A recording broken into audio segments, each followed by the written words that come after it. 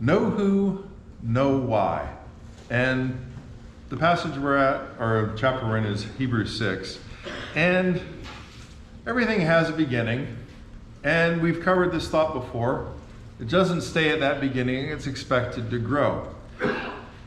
Just in the chapter before, Hebrews 5, the end of it says, with verses 12 through 14, "For though by this time you ought to be teachers, you need someone to teach you again the basic elements of the oracles of God. You need milk, not solid food. For everyone who lives on milk, being still an infant, is unskilled in the word of righteousness. But solid food is for the mature, for those whose faculties have been trained by practice to distinguish good from evil." Excuse me. So there's a start to it. And at the very beginning, there's the understanding. The understanding is you got a long way to go. You start off with the simple, with the milk, but you're expected to grow. And then it continues immediately after. Therefore, because you're expected to grow, therefore, let us go on towards perfection, a leaving behind of the basic teachings about Christ and not laying again the foundation.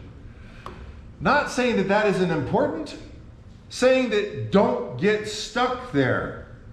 Move forward and grow beyond. Excuse me.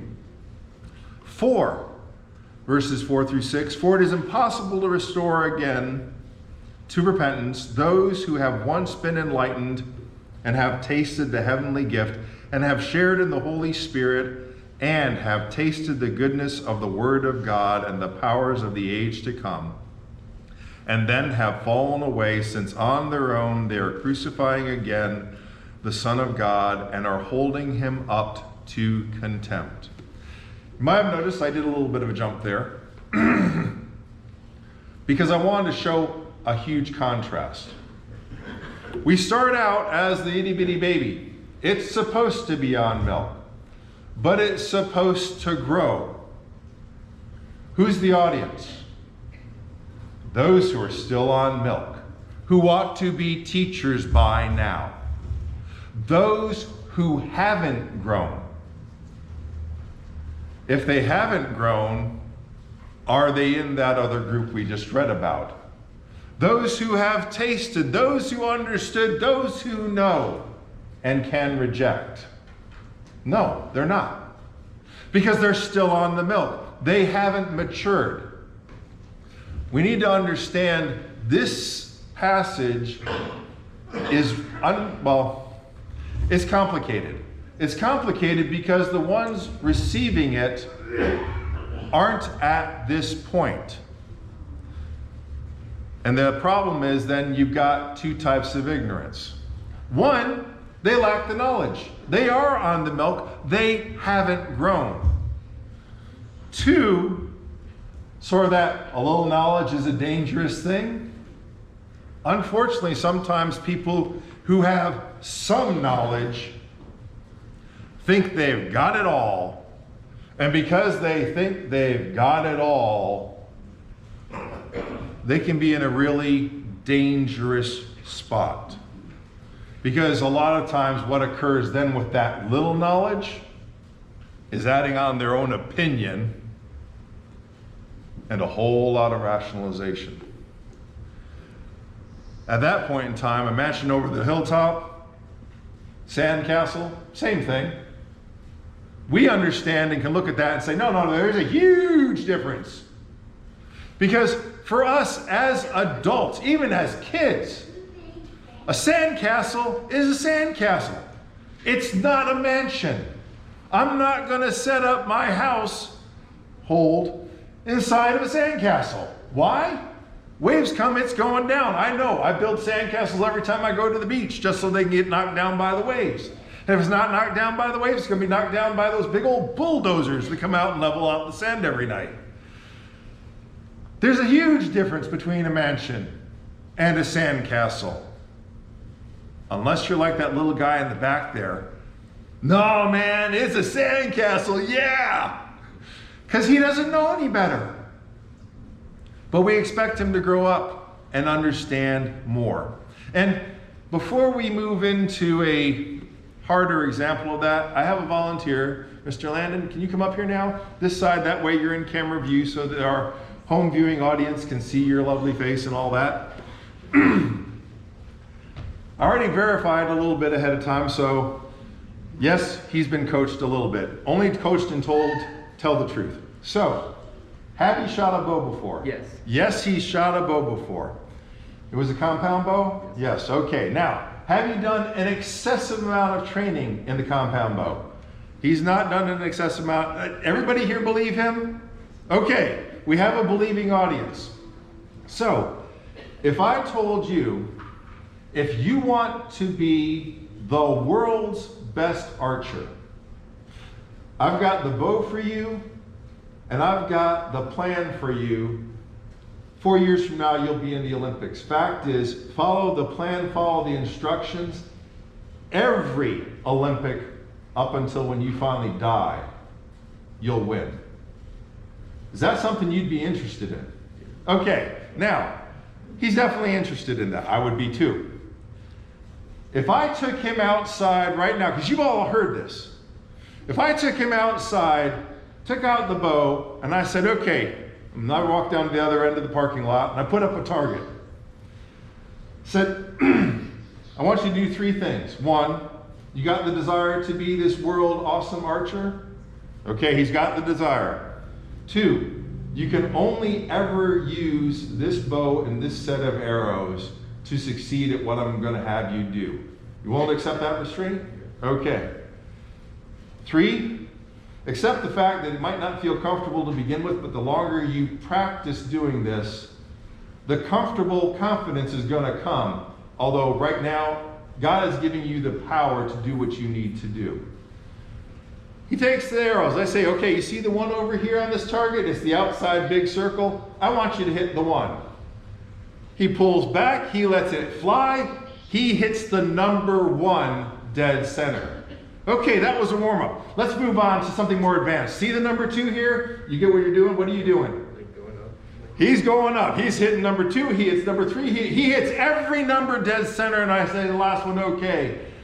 See that little plus sign in the middle after the 10? Boom. You mean that plus sign that he hits dead center? You all are witness to that. Do you believe he's going to go on to the Olympics? Come on, nod your heads. Yes? Yeah? Okay, because you got to either believe or not believe. All right, we got a thumbs up even from the back. You're not only hearing what he's capable of doing, you've seen it, you've got a reason to believe in it. So, we're going to jump up into the future, because he's already 2 Olympics out. We're 10 years down the road. Like having all those gold medals? Okay, not only has he got the gold medals from 2 sets of Olympics, but he's decided he's going to open up his own archery centers. And so, because, hey, he's Mr. Archer, he gets the capital to back him. Because if you're always hitting dead center, that's a pretty impressive thing. Now, of course, he can't do that because he'd knock out his first arrow. So the first one goes dead center, the next one goes right beside it. He opens up his archery center. How many archery centers you want?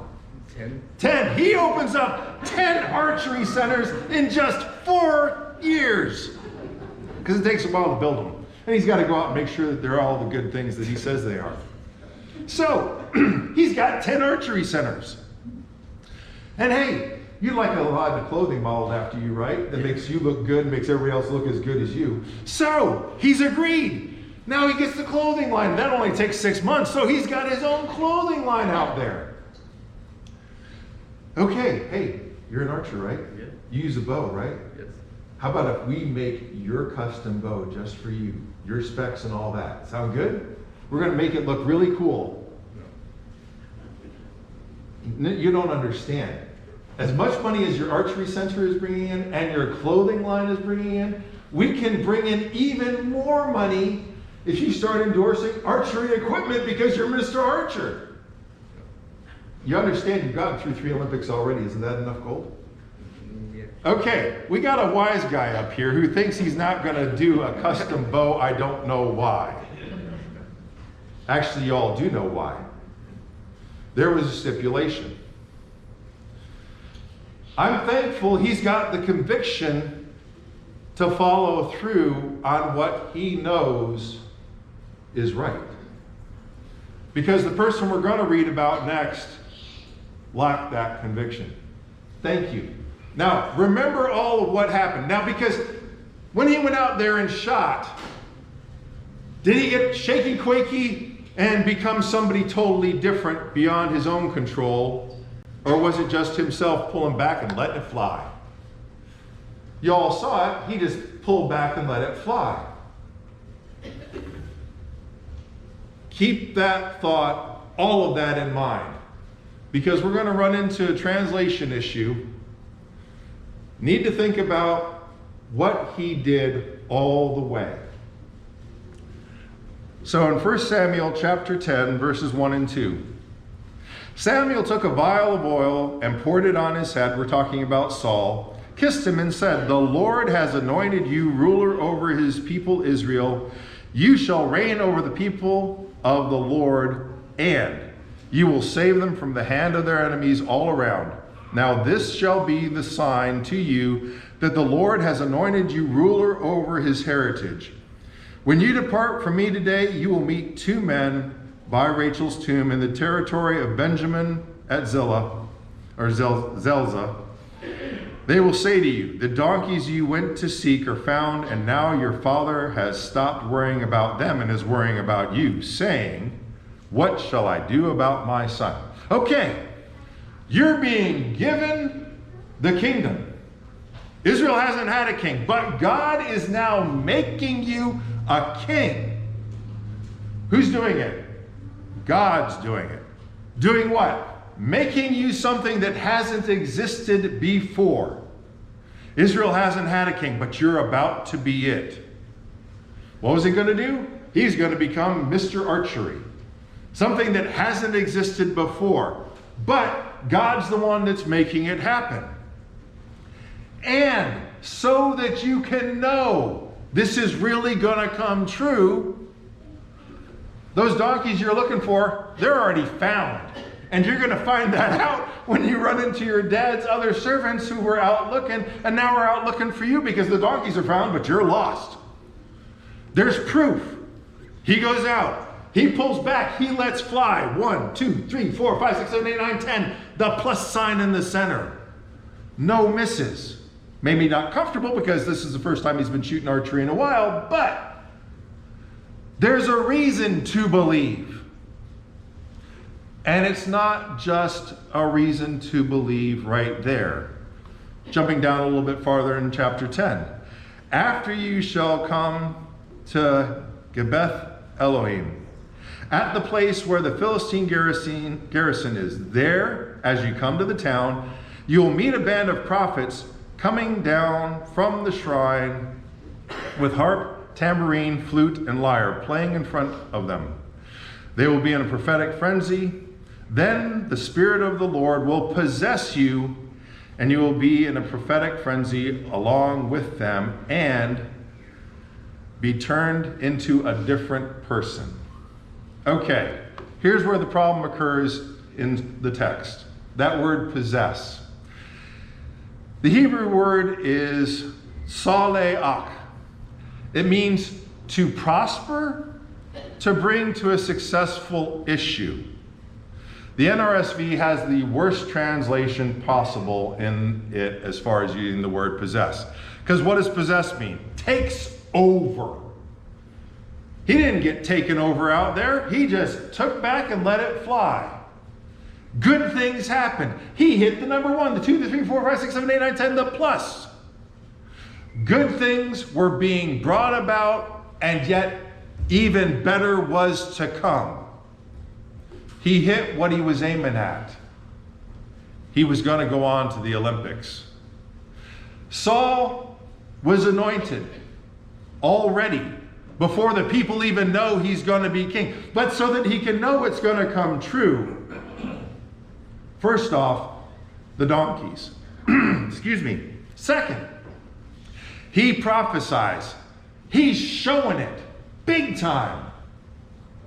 Showing it in a way that he can know you're going to go on to do.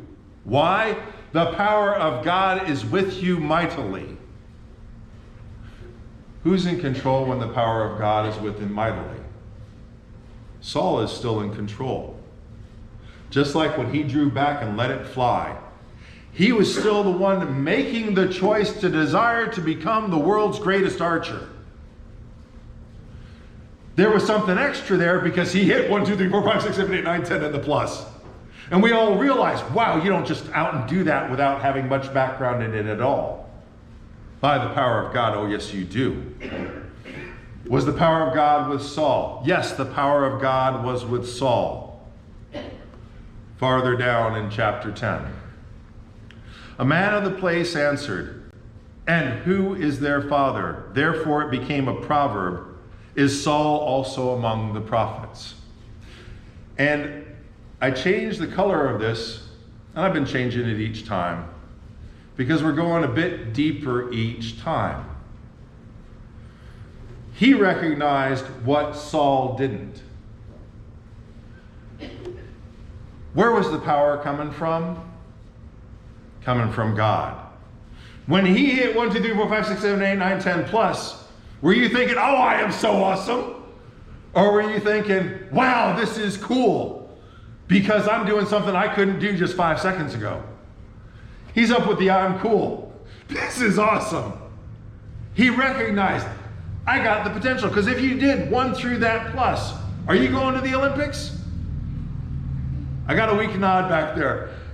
Or else my vision's not so hot without my glasses on. He's going to the Olympics. He knows that. Not because it's actually happening now, but because there's the evidence that, yeah, this is a reality. This is a God thing. And the question that's being asked when it says, and who is their father? Where does the power come from? It comes from God. Now, it's called a proverb, and we got to understand something about a proverb. A proverb doesn't mean 2 + 2 = 4. That's a fact. A proverb is a wisdom teaching, but you've got to understand the context to understand when it applies. If everybody in this room went out and grabbed a bow and shot, is everybody in this room going to hit 1 through plus? No, because that's not the context. Where was the context directed at? Landon. So who was going to fulfill it? Landon. Why? Power of God behind Landon. When Landon was working with the power of God. So here's the rest of that context. 1 Samuel 12, 14 through 16. We jumped a couple chapters. If you will fear the Lord and serve him and heed his voice and not rebel against the commandment of the Lord, and if both you and the king who reigns over you will follow the Lord your God, it will be well. But if you will not heed the voice of the Lord, but rebel against the commandment of the Lord, then the hand of the Lord will be against you and the king. It doesn't say, and the hand of the Lord will not be with you. It says the hand of the Lord will be against you. You all heard the temptation. We can make your custom bow, your specs. You've already got the cool clothes. Now all you need is that cool looking bow to go with it, and you can make even more money. What was Landon offered? Initially, he was offered the opportunity to be the greatest archer. What was he being tempted with? The opportunity to make money. Not just the opportunity to make money and go against what God told him. Use this bow only and these arrows only. Sounds sort of like the Garden of Eden. Hey, just eat it and you'll have as much knowledge as God. God said, don't do this. Landon had an opportunity to make a lot more money. Unless God goes against Landon for not following. Who was their father? Their father was God while they were following God. Is Saul among the prophets? He's among the prophets when he's following God. What happens when he's not following God? He loses the kingdom. Ooh! Not just he loses the kingdom, his family loses the kingdom. God goes against. Landon's smart enough to realize, if God says it, and this is the way I'm supposed to do it, I'm following God rather than the money. Thank you, Landon. Awesome. We got to recognize, like I said, where this all started out from. The who. Who were being talked to here in Samuel and in Hebrews. In both cases, it was God's people. Because it wasn't just to the king. Because who saw him as being a prophet? Other people saw and witnessed. It became a proverb. Is Saul among the prophets? You all saw it. It wasn't just a one-on-one kind of thing. You saw what Landon accomplished. They saw what Saul could accomplish with God. And they get told, you do it God's way and God's with you. You don't do it God's way, God is against you. There's something we can hear and understand and accept when we nail it down to something as finite as Saul's situation or Landon's situation. Because Landon's situation was real simple. This bow, these arrows, strive to be the best archer there is in the world. And guess what? That's what you'll be. Then there's the why. And the why of it was because God was serious. How serious was he? Serious enough to make a king out of Saul. Serious enough that if Saul had done as God commanded and followed God only. Let's go to the moment where Saul breaks down. He's waiting for the prophet to come to offer the sacrifice before going to battle. And the prophet doesn't show up. And some of the people get worried and they leave from his army. And he's still waiting. And the prophet still doesn't show up. And more people start leaving. Finally, Saul gets desperate. If any more people leave, I won't be able to win the battle. I'm going to have to offer the sacrifice. Whose was it to offer the sacrifice? God's priest or God's king? Well, obviously God's priest, not in Saul's case. Saul did it himself. He did what he knew was wrong. He violated what God gave him. Did God give him the priesthood or the kingship? God gave him the kingship. Was Landon offered the money or the talent? He was offered the talent. The money came because he used the talent and relied on God to fulfill his ability to act with that talent. And because he continued to rely on it and didn't get the bow made, he continued to make millions and millions of dollars and open up centers around the world, because that's how awesome Landon was. No, that's how awesome God was, and fulfilled it through Landon, because Landon obeyed God. We don't take God seriously enough. Because you know what? I think if every one of us here saw him go out and shoot that 1-plus, we'd believe he was going on to be the Olympic winner the next year, that it is for the Olympics. And if we saw him win every single gold he went for, We believe he was going to do that the next Olympic too. Why? Because we knew where it started. Where did it start? With Saul, it started with God. And we could believe that that was going to be fulfilled. Not because of Saul, but because of God. If it had only been Saul and his sons and his armor bearers, guess what? They could have beaten the Philistines if they'd waited on God.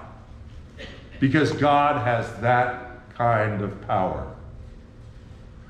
Instead of it being Saul has killed his thousands and David's his 10,000s, Saul and his sons could have killed off 10,000 themselves and established the kingdom for a long time via the tribe of Benjamin.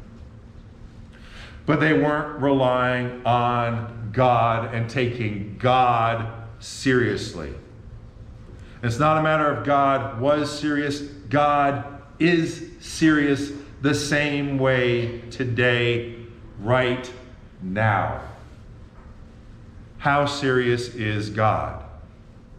Take the kingdom away from you? No. Take the kingdom from you, your family, your sons die, some of them with you. That's not pleasant. How serious were we talking about last week when we were talking about Aaron and his sons? Mess up in worshiping before God back then, and whoof, you went up in flames sometimes. Aaron's sons had already seen God's power in the wilderness during that 40 years. They knew what God's power meant. They saw 1 through plus, and yet didn't take serious approaching God in worship. Jumping to the last part of, well, not the full last part, but later part of Hebrews 6.